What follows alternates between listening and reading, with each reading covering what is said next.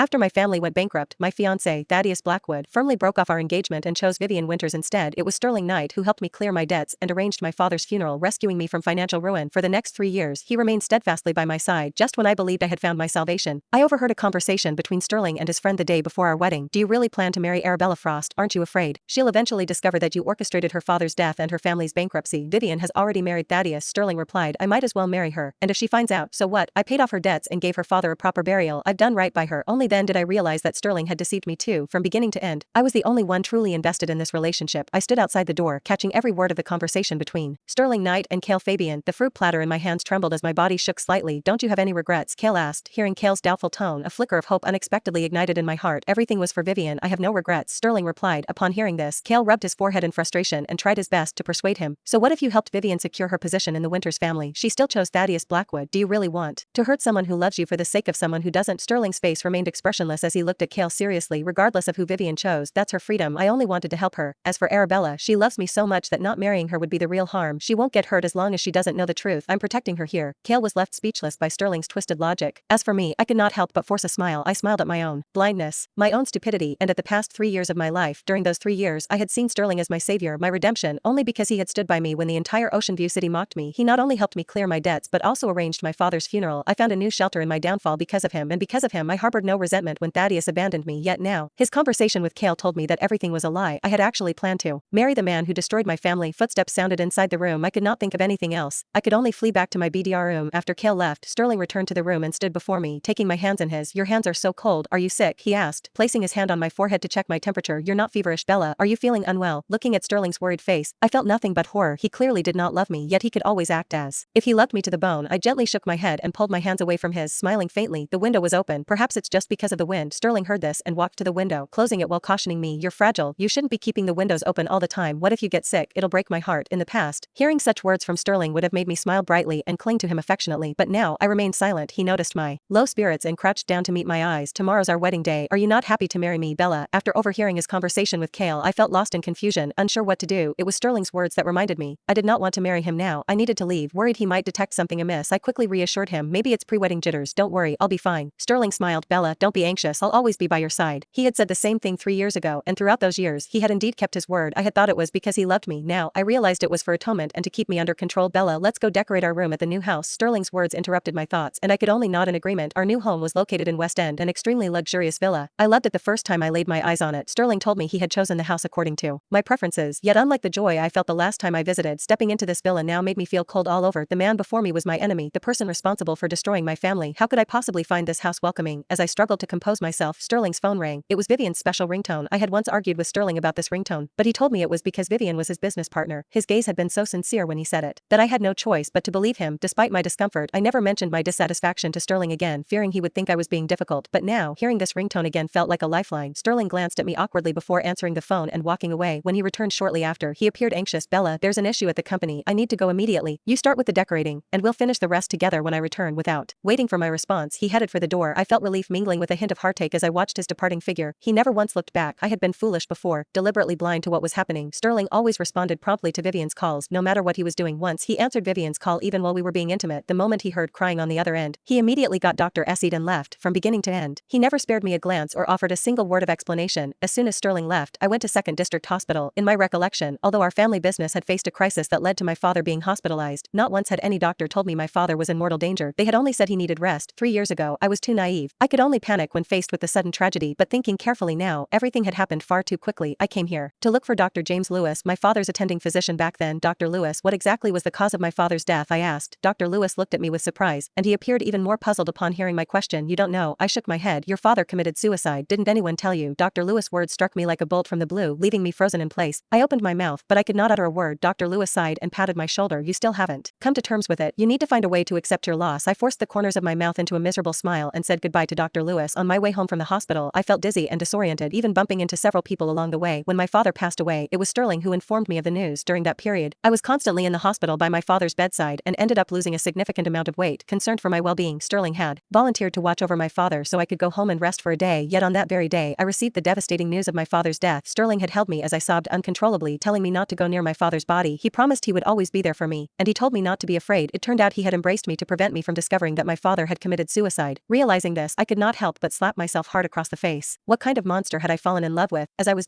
owning in regret, I heard a voice I had not heard in a long time. Arabella, it's been a while. Vivian was confident in my yard, sitting on the swing with a smile as she looked at me. How did you get in? I asked. I had never liked her, especially after Thaddeus abandoned me for her. I just could not bring myself to smile at her. Vivian walked toward me, still smiling, with the passcode. Of course, Sterling's passwords are always so predictable. It's 0717, my birthday. Hearing this, my heart immediately sank. All of Sterling's passwords were 0717. I had asked him about it before, and he told me it was the day he made his first fortune. Ridiculous as it sounds, I had even celebrated his success with him on July 17th. Do you like the swing? I mentioned to Sterling during one of our conversations that I'd love to have a swing installed in the yard someday. It would be so much fun. I never thought he'd remember. Vivian spoke as she walked into the house, making herself completely at home. Wow, is this the painting Sterling brought back from Morden? She asked excitedly, pointing to the artwork hanging by the second-floor staircase. Without waiting for my answer, she continued, I can't believe he actually bought it. Too bad Thaddeus wouldn't let me keep it, or I never would have left it with Sterling. She finished with a conspiratorial wink in my direction. I followed silently behind her, torturing myself by listening to her words without response. The carpet was a gift from Vivian, the painting was one Vivian loved, and the interior style was Vivian's choice. Everything in this home had been designed according to Vivian's preferences. Foolish me had actually believed Sterling had chosen this house, especially for me. Now, I felt like a visitor with both Vivian and myself standing here. Compared to Vivian, I was far more of a stranger to this house. Hey, is this your wedding photo? Your wedding dress is exactly the same as the one I wore for my bridal photo shoot. It seems you really are my substitute, Vivian remarked with a mocking smile.